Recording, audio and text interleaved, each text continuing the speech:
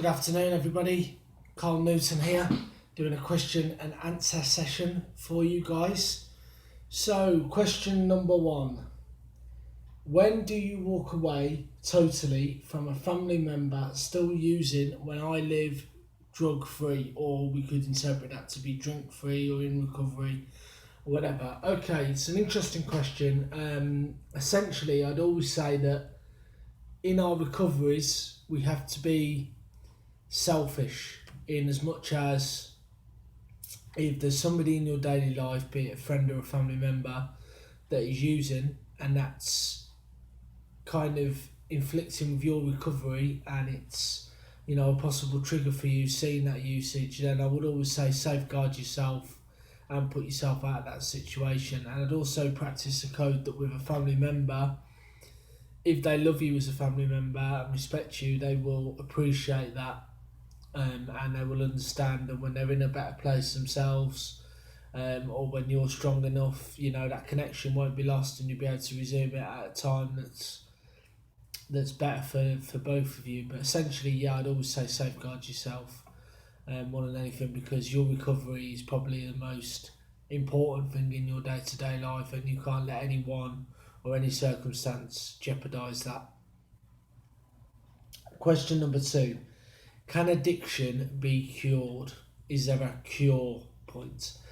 For the first book that I wrote, I did a lot of studying into the neuroscience of addiction and dopamine release, etc. And essentially, the part of your brain that goes off when you partake in an addictive behaviour or take a substance or a drink is always there. It never leaves your brain. It's there until you draw your last breath. So essentially, no. You can always have that part of your brain that will go off, and that part of your brain that will crave and think about it. I mean, I'll talk later on. Even 14 months into my recovery, I still get cravings. I still have using dreams. So it's always there. But I think what is key is having the tools to manage it, to keep it at bay, to tame the beast, as it was, to keep it in its cage, and having those tools to manage it. I think we have to be wise enough to guard against complacency and know that there's always the realistic possibility that one can lapse. But yeah, I don't think there's ever such a thing as a definitive cure. And I think if there was, that shit would be bottled up and sold for millions, to be perfectly honest. Question number three even, sorry. Does a lapse or a relapse mean failure? I would say not at all. Not at all. I had a couple of lapses in my early days of recovery and previous attempts of getting into recovery, and I would put lapse down as nothing more than market research. There's always a lesson to be learned, and it's probably an indication that something wasn't quite right in your recovery and that it needs a little tweak here and there, a little bit of fine tuning, and that's all it is, a bit of market research and a bit of a chance to evaluate things and make any changes that you need to your recovery. Number four, is cannabis a gateway drug? No, in essence. I don't think there's such a thing as a gateway, be it drink, cannabis, whatever. There's no such thing as a gateway. I know plenty of people that smoke cannabis and never touch any other drugs or drink in their life. I know some people that drink and have never gone on to touch any other drugs or anything. Yeah, I don't believe in gateways, essentially. Question number five. What is naloxone? Okay, so naloxone is this little kit here that I'm prescribed to give out, and I've done training on. It's a preloaded syringe with 2 needles. Essentially, what naloxone does is bring somebody back from an opioid overdose. Maybe typically a heroin overdose, shall we say. Okay. It doesn't bring them back from, say, totally high to totally clean. That's not what it does.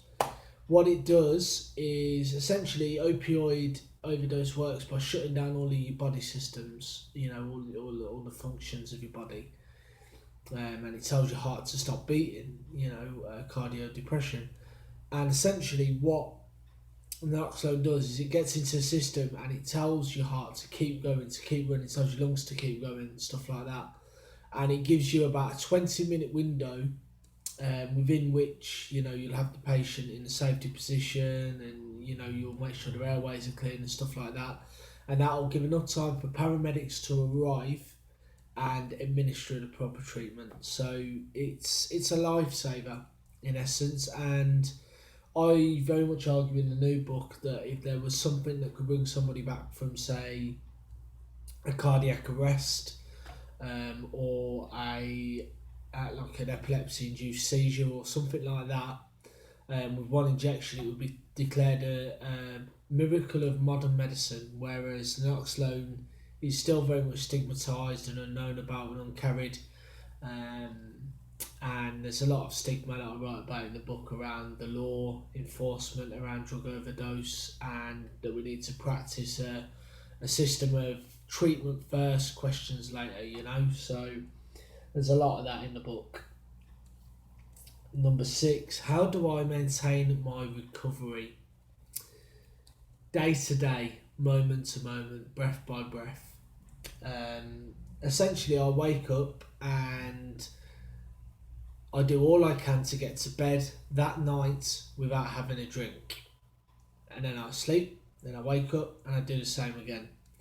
I use mindfulness tools that I've learned, like mindfulness adult colouring, mindfulness meditation, lots of different things. I lean upon Coventry Recovery Community. The role community plays in recovery is key. And in essence, I do a lot of writing. Okay, so we're having so many technical difficulties here. So yeah, I was saying I maintain my recovery using mindfulness tools, writing, mindfulness adult colouring books. I connect with Coventry Recovery Community. The role that community plays in recovery is very much key. And yeah, I just keep a clear list of my goals and motivations and things that are important to me that help keep me motivated and on the road to sobriety and recovery. And yeah, that's how I maintain my recovery.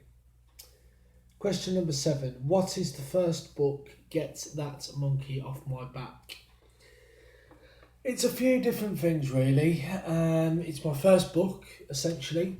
It starts off being a little bit self-indulgent. It's about me, it's about my recovery, how I maintain my recovery, some of my worst days drinking and on drugs, etc. And then it goes from that to the result of studies that I did into the matter and me commentating on these studies.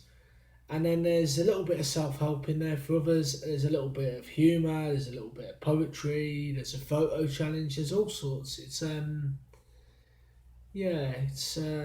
interesting read to say the very least. Number 8, what is the second book? Casting Stones.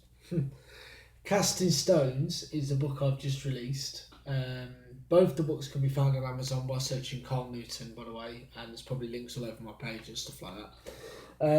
Basically, it's a rally call from the front line for much needed wide-scale reform within the UK. And to give you an idea of the sort of subjects we're covering it, I'll read you out the index. So the index reads: 1. What is this book? 2. The legal status of cannabis. 3. Supervised injecting rooms. 4. Portugal. 5. Education. 6. University education. 7. Cuts in all the right places. 8. Naloxone. 9. Gambling taxes. 10. Alcohol advertising. 11. Minimum unit pricing. 12. Mindfulness. 13. Recovery communities and hubs. 14. Homelessness in the UK.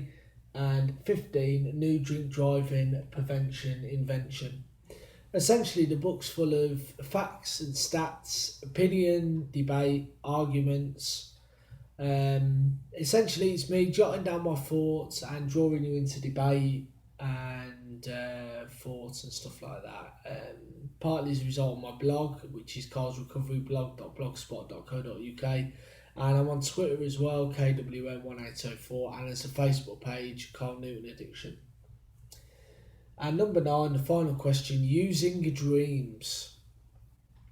Okay, I'd count this as part of the cravings process, and I still have drinking dreams to this day that are so vivid. I wake up and I'm convinced that I'm back on the drink.